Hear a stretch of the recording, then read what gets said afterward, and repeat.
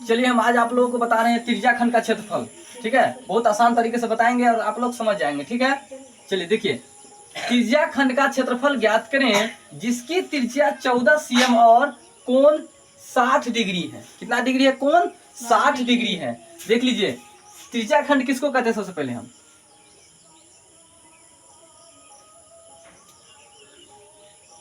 ये वृत्त हुआ और इस वृत्त का ही एक खंड होता है जिसको हम त्रिज्या खंड कहते हैं। क्या कहते हैं?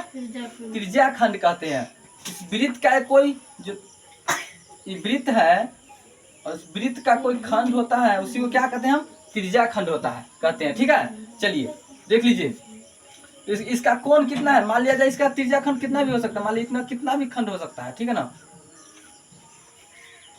इसको हम खंड खंड भी कर सकते हैं, जितना खंड कीजिए। ठीक है, उसी प्रकार से मान लिया जाए इसका कोण कितना है? 60 डिग्री का है। ठीक है ना, 60 डिग्री का है मान लिया जाए। ठीक है, 60 डिग्री का। तो इसमें हम r बराबर कितना है? इसमें 14 है और थीटा बराबर कितना है?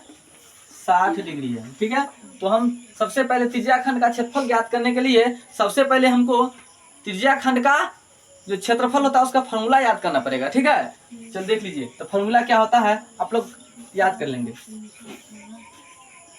त्रिज्या खंड का क्षेत्रफल बराबर, बताइए त्रिज्या खंड का क्षेत्रफल का फॉर्मूला क्या होता है? चलिए, बहुत अच्छा, एक बच्चे बताए हैं थीटा बटा 360 पाई r स्क्वायर। क्या सही है? यस सर, सही है। चलिए, थीटा का थीटा, तो थीटा का मान खोज लीजिए। कौन कौन होता है उसको हम थीटा कहते हैं। ठीक है, तो देख लीजिए 60 बट्टा 360। पाई का मान कितना होता है? 22/7। बहुत अच्छा, चलिए बोले बहुत अच्छा आप लोग। चलिए, आर का मान कितना है बता दीजिए। आर का मान, आर किसको कहते हैं? त्रिज्या को कहते हैं। कितना बार लिखना है बच्चे लोग? हमको 2 बार लिखना है ना। चलिए, 7 को कितना बार पढ़ेंगे तो 14 होगा, तो 2 बार। 7 का सान 7 दूना 14।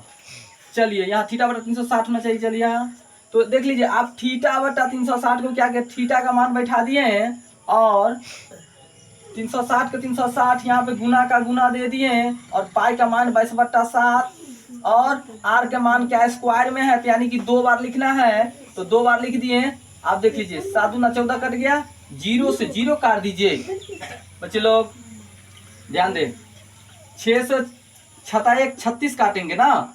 चलिए, आप देख लीजिए, हमें इससे इसको भी काट सकते हैं, इससे 22 को भी काट सकते हैं, इसको हम इससे भी काट सकते हैं ना। चलिए, जैसे मान लिया जाए 6 का आधा कितना हुआ? 3, और इसको हम आधा करेंगे तो इसका भी आधा कर सकते हैं। क्या अब 3 से कोई भी अंक नहीं कटेगा तो हम गुना कर देंगे।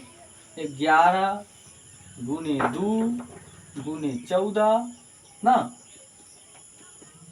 और बट्टा में 3 है।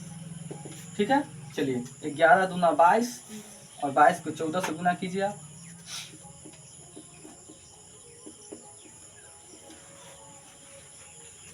चलिए, हम एक ही अंक में गुना कर देंगे।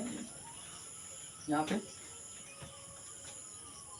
एक ही जगह 4 दूना 8 और 4 दूना 8 और 2 10 0 और 2 3 308/3 हुआ। ठीक है, 4 दूना 8 4 दूना 8 2 10 10 3 2। चलिए, आपका आंसर ये आ गया। ठीक है, आप आज आप सबको हम त्रिज्या खंड का क्षेत्रफल बता दिए। चलिए, बहुत अच्छा।